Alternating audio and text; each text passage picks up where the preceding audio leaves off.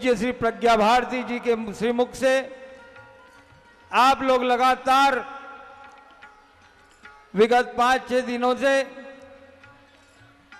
जो श्रीमद् भागवत जी की अविरल गंगाधार में गोते लगा रहे थे और अपने जीवन को कृतार्थ कर रहे थे, आज इस कथा का अंतिम दिन है। और आज जब ये कथा मौन को समर्पित होने जा रही है, ऐसे समय में मैं आप सब की ओर से दीदी जी को आश्वस्त करना चाहता हूं कि हे दीदी, हे परम साध्वी पूज्य श्री प्रज्ञा भारती जी, आज कथा का यह प्रवाह भले ही थम जाए, आज ये कथा भले ही मौन को समर्पित हो जाए, लेकिन पिंगेश्वर और इस अंचल की धरा में आपकी ये कथा हमेशा जीवंत रहेगी और गुंजायमान रहेगी। और ये कथा जो आज लगातार पूज्य दीदी, जबकि कल मैंने ये जानकारी प्राप्त हुई थी कि पूज्य दीदी को स्वास्थ्य भी थोड़ा सा कुछ गड़बड़ था, लेकिन उसके बाद भी वे रुकी नहीं और व्यासपीठ में विराजमान होकर और उसी धार से, उसी धारा से, उसी प्रवाह से वे लगातार उन्होंने कथा प्रवाह प्रवाहित की। आप सबकी ओर से यहाँ इस अलौकिक क्षणों में हम लौकिक व्यवहार की ओर बढ़ते हैं और यहाँ स्वागत के लिए मैं आमंत्रित कर रहा हूँ। हम सब के बीच में यहाँ उपस्थित हैं राज्यसभा सदस्य सांसद माननीय नंद कुमार जी शाह, पूर्व प्रतिपक्ष के नेता। आप पूज्य दीदी का स्वागत करेंगे एवं आशीर्वाद ग्रहण करेंगे। माननीय नंद कुमार शाह जी, हमारे क्षेत्र के लोकप्रिय सांसद माननीय चंदूलाल जी साहू से भी मैं आग्रह करूंगा कि इस धन्य धरा में वे पूज्य दीदी का स्वागत करके आशीर्वाद ग्रहण करें। हम सब के बीच में उपस्थित हैं इस क्षेत्र के जाने माने व्यक्तित्व, लोकप्रिय विधायक और पूर्व मुख्यमंत्री स्वर्गीय पंडित श्यामाचरण जी शुक्ल के चिरंजीव माननीय अमितेश शुक्ल जी से भी मैं आग्रह करूंगा कि आप भी आशीर्वाद ग्रहण करें। और जो लोग मंच तक नहीं आ पा रहे हैं, क्योंकि मंच की अपनी एक कथा की अपनी एक मर्यादा है, सबको नहीं बुला सकते, लेकिन जहां आप बैठे वहीं से ताली बजाएंगे, आपकी आवाज स्वागत की दीदी तक पहुंचेगी। हमारे बीच यहां उपस्थित हैं डॉक्टर चंद्रशेखर हरित जी, श्री प्रहलाद अग्रवाल नवापारा के उद्योगपति, उनसे भी मैं आग्रह करूंगा अपनी धर्मपत्नी के साथ में आकर यहां आशीर्वाद ग्रहण करें। आदरणीय बसंत दुबे जी हमारे बीच उपस्थित हैं, उनसे भी मेरा आग्रह है। पूर्व विधायक श्री पुनीत राम जी साहू, वे भी कृपया जल्दी जल्दी आएं और आशीर्वाद ग्रहण करें। गरियाबंद से आए हुए गुजराती समाज के अध्यक्ष श्री ब्रिजलाल जी ठक्कर, श्री हरनारायण सूर्यवंशी जी, श्री बिसौआ हरित जी, श्री धनीराम जी साहू, श्री भुवनेश्वर साहू जी, श्री गुलाब राव जी, श्री शिव कुमार तिवारी जी, हम सब के बीच में यहाँ भागवताचार्य भी उपस्थित हैं। हमारे क्षेत्रीय भागवताचार्य श्री ऋषिकेश तिवारी जी, श्री भूपेंद्र महाराज, उनसे भी मैं आग्रह करूंगा कि आप अभिनंदन करें। श्री ओम प्रकाश बंचोर जी, भाई आशीष शिंदे, भाई टेकचंद होलू पार्षद नवापारा, श्री प्रवन प्रसाद द्विवेदी जी, सत्संग मंडली की ओर से श्री जागेश्वर प्रसाद, श्री गदरू शरण जी, श्री लेखन शरण जी, श्री तालिक शरण जी, भाई ईश्वर साहू जी, अभी अभी कुरुद से पधारे हैं भाई अशोक पवार जी, नवापारा से भाई मधुसूदन शर्मा जी, भूपेंद्र सोनी जी, परदेसी राम जी साहू, भाई राजू ठाकुर, डॉक्टर राम कुमार साहू हमारे चिकित्सा प्रकोष्ठ के प्रमुख, भाई रामू राम साहू फिंगेश्वर के मंडल अध्यक्ष, भाई महेश यादव जी, कर दिया ना मधुसूदन शर्मा का नाम, श्री रामू राम जी साहू, श्री कुंजन साहू जी, श्री अशोक साहू जी, श्री भुवनेश्वर साहू जी, श्री कुंज बिहारी साहू जी, श्री नरोत्तम सिन्हा जी, श्री किशन निषाद जी, श्री सहदेव सोनी जी, श्री कर्ण कुमार साहू जी, श्री रोहित सिंह साहू जी, श्री परमानंद यादव जी, चिरंजीव देवांगन जी, भुवन साहू जी, साहूकार साहू जी, मिंजुन साहू जी, डॉक्टर राजेश्वर साहू जी, वैभव सोनी जी, किरण सोनी जी। मैं आमंत्रित कर रहा हूं श्रीमती सुशीला थदानी, अंजू देवी थदलानी, धनेश गोधेजा, लेखा महोबिया जी, बीडी थदलानी, कौशल्या देवी सिन्हा जी, संतोषी श्रीवास्तव जी, सुश्री छाया राही जी। कृपया जल्द आएं ताकि कथा प्रवाह तुरंत यहां से प्रारंभ हो सके। भाई राजेश साहू महामंत्री,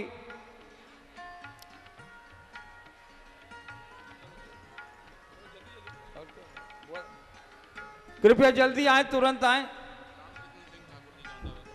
माननीय रामकिशन सिंह ठाकुर जी जौंदा वाले, उनसे भी मेरा आग्रह है। भाई भागवत हरत जी, कुरुद निवासी भाई अशोक पवार, भाई रमन सिंह ठाकुर जी, पूर्णिमा चंद्राकर जी, महासमुंद से हैं श्री बाबूराम जी साहू, वो भी आशीर्वाद ग्रहण कर लें। कृपया जल्दी आ जाएं। रीना राजपूत जी और संध्या राजपूत जी कृपया तुरंत आ जाएं, वे भी आशीर्वाद ग्रहण कर लें। रीना राजपूत जी, संध्या राजपूत जी आशीर्वाद ग्रहण करें, अपने जीवन को कृतार्थ करें।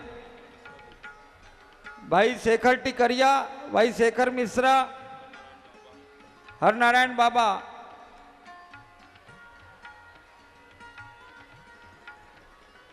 भागवत हरीश जी, हो गया, मनीष जैन, जित्तू ठाकुर, हम सबके बीच में आज उपस्थित हैं। ये पूरे दिव्य आयोजन में जिसको प्रेरणा हुई, ऐसे वेद रतन सेवा प्रकल्प के माध्यम से जो हम सबको ये कथा मिली है, ऐसे भाई अशोक राजपूत जी के जीजा जी परम श्रद्धेय श्री मनीष सिंह जी ठाकुर यहाँ उपस्थित हैं, उनसे भी मेरा आग्रह है कृपया यहाँ आकर आशीर्वाद ग्रहण करें।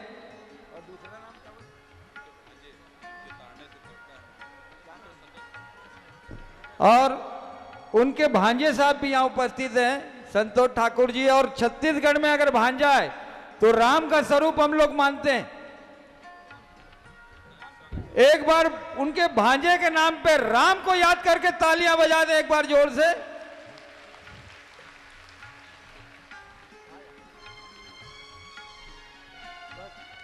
और मैंने पहले भी कहा, और आज अंतिम दिन है, और ये अंतिम दिन में जब ये कथा विश्राम लेने जा रही है, मौन को समर्पित होने जा रही है, ऐसे समय में मैंने आपको पहले भी बताया कि दीदी जी परम पूज्य साध्वी प्रज्ञा भारती जी केवल कथा तक सीमित नहीं है। धर्म प्रचार, गौ रक्षा, गौ संवर्धन, गौ सेवा और निर्धन परिवार के बच्चों को शिक्षा दिलाना, मानव सेवा के पद पर वे अपना संपूर्ण जीवन समर्पित की हुई है। और अभी चूंकि पुरुषोत्तम महीना है, इसलिए पुरुषोत्तम महीने में किया हुआ विनियोग जो है वो जीवन को सार्थक करने वाला विनियोग होता है। इनका एक मनोरथ है कि इस क्षेत्र में गौशाला का निर्माण हो, और इन्हें प्रतीक्षा है कि कोई दानवीर कर्ण यहां पर आज इस मंच में उपस्थित हो जाए और गौशाला का निर्माण हो जाए और गौ सेवा की दिशा में हम सबको अग्रसर हो जाएं।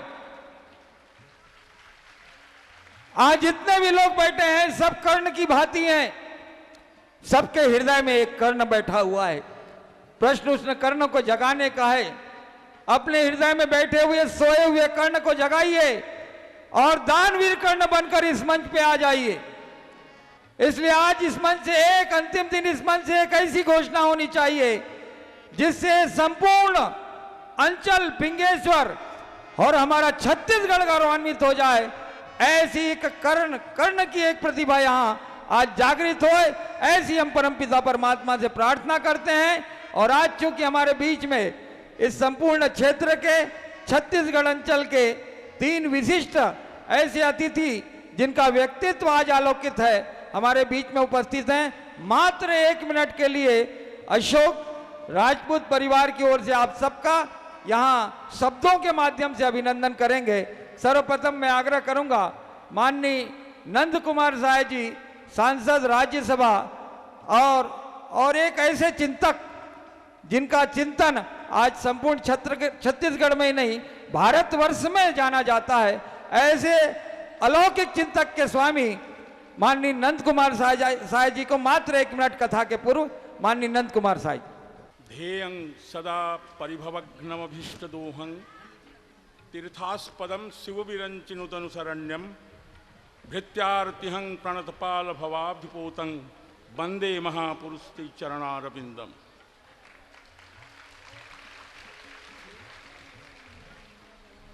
परम वंदनीय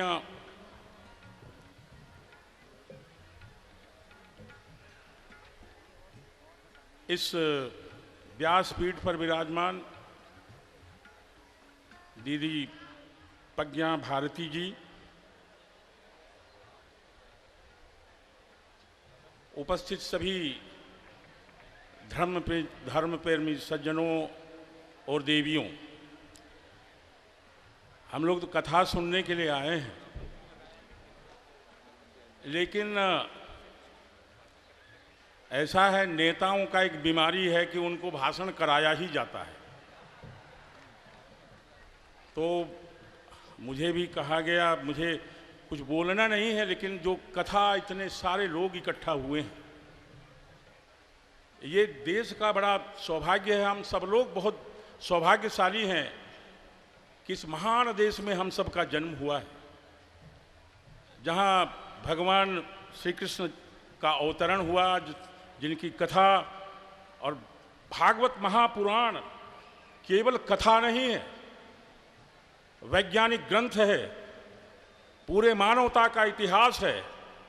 और उसका श्रवण करना, आनंद उठाना एक बात है, लेकिन उससे कुछ बातें लेकर के जो हमें आज 1 हफ्ता तक दीदी ने बताई होगी, उसको लेके जाना है, जीवन में उतारना है। नहीं तो हिंदू समाज का एक चरित्र बना हुआ है, केवल ये समाज कथा सुनने वाला समाज बन के रह गया है। पूरे विश्व को मार्ग दिखाने वाला ये महान देश को फिर तैयार होना है।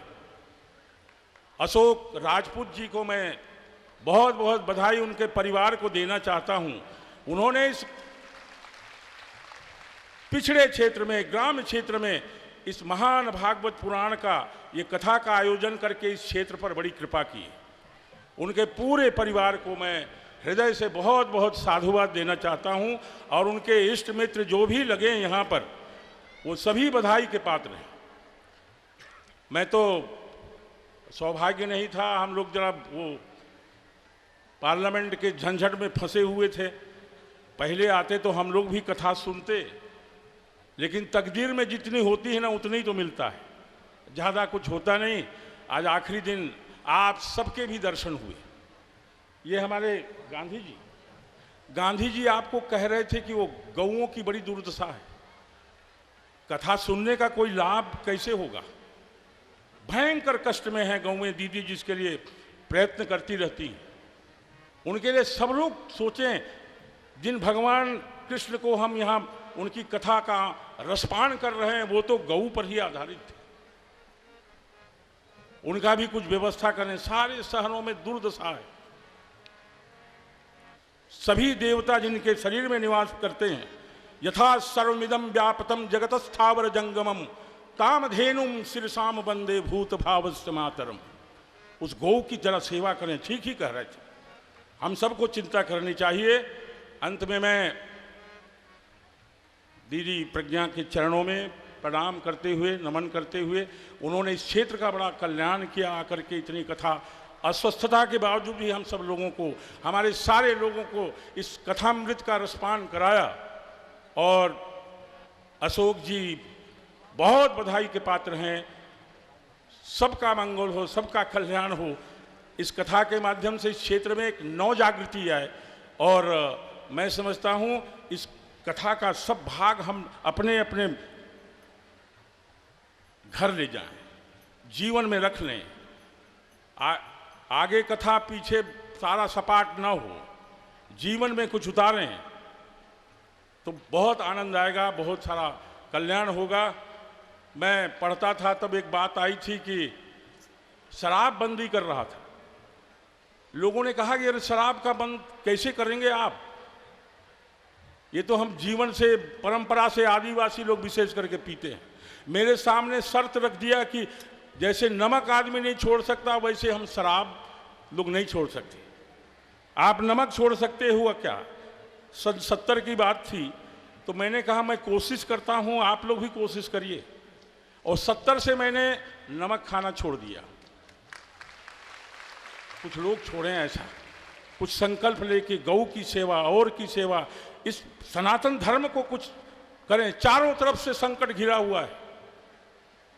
भारत माता का कुछ भाग आजादी के पहले ही दोनों भुजाएं काट दी गईं। उत्तर में संकट है, दक्षिण में संकट है, और विश्व मानवता भी संकट में है। महाभागवत पुराण उसी को फिर से खड़ा करने का एक यत्न है, प्रयत्न है। इसको हम सब लोग अपने अपने घरों में लेके जाएं, ऐसा मुझे लगता है। और मैं आप सबको प्रणाम करते हुए और राजपूत जी को बहुत धन्यवाद देते हुए अशोक जी को अपनी बात समाप्त करूंगा। यंग ब्रह्मा वरुणेन्द्र रुद्र मरुतः स्तुन्वन्ति दिव्यस्तवैः वेदैः सांग पदक्रमोपनिषदैः गायन्ति यं सामगा ध्यानावस्थित तद्गतेन मनसा पश्यन्ति यं योगिनो यस्यानतं न विदुः सुरासुरगणा देवाय तस्मै नमः। नमस्कार। बोलिए गुरुदेव महाराज की। आपने पूज्य दीदी को प्रणाम किया है, आशीर्वाद भी ग्रहण करें। देखो पूज्य दीदी आपको बहुत बढ़िया स्मृति भेंट प्रदान कर रही हैं। एक बार जोर से तालियां हो जाएं। अब मैं बहुत कम समय में कहने के लिए हमारे बीच यहाँ के लोकप्रिय सांसद आप सबकी ओर से इन्हें और आप सबका वंदन अभिनंदन करें।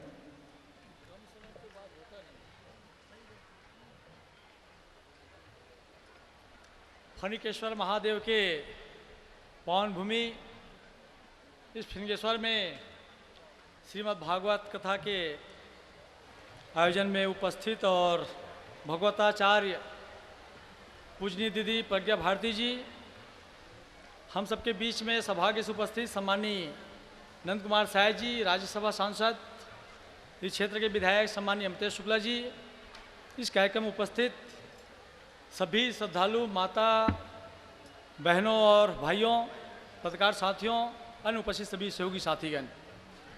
1 मिनट बोलने के कहा गया है। इतना विशाल जन समूह और श्रीमद् भागवत कथा, अब ऐसे हम सबको बोलना नहीं चाहिए, लेकिन बहुत शानदार आयोजन है। हमारा भारत देश शुरू से धर्म, अध्यात्म, कला, दर्शन, संस्कृति और ज्ञान विज्ञान के क्षेत्र में अग्रणी रहा है। और मुझे लगता है कि हम अपनी संस्कृति, अपनी सभ्यता को छोड़ करके पाश्चात्य सभ्यता की ओर दौड़ रहे हैं, इसीलिए स्थिति निर्मित हुई है। और जब जब धार्मिक आयोजन होता है, मांगलिक कार्य होता है, तो हम सबको याद दिलाया जाता है कि मनुष्य बहुत शक्तिशाली है, समर्थवान है, उसमें अद्भुत क्षमता है। उन क्षमताओं को जगाने का जो काम करते हैं वो भगवताचार्य जो महाराज आते हैं वो करते हैं। निश्चित रूप से आप सबके बीच में लगातार 7 दिन तक भागवत कथा का आयोजन चल रहा है। और हम लोग तो दिल्ली में थे, वहाँ से हम सुन रहे थे कि बहुत भीड़ है। आज मुझे भी आप लोगों के बीच में आने का सौभाग्य प्राप्त हुआ। और अशोक राजपूत जी ऐसा शानदार आयोजन किए हैं, इसके लिए अशोक राजपूत की बहुत बहुत धन्यवाद देता हूं और उनको उनके परिवार को बधाई देता हूं और भगवान से प्रार्थना करता हूं किसी प्रकार से धार्मिक आयोजन में जुड़े रहे और उनके मनोकामना पूरा होते रहे। और आप सब लोग जो भागवत कथा सुनकर जा रहे हैं, निश्चित रूप से जो जिस तरीके से भाईचारा की भावना जो सौहार्द के साथ में आज उपस्थित हुए हैं, ये भावना हमेशा बना रहे तो निश्चित रूप से हम सबका कल्याण होगा। आप सबको धन्यवाद देते हुए मैं अपनी बात को समाप्त करता हूँ। जय हिंद। अभी माननीय चंदूलाल जी साहू ने बताया कि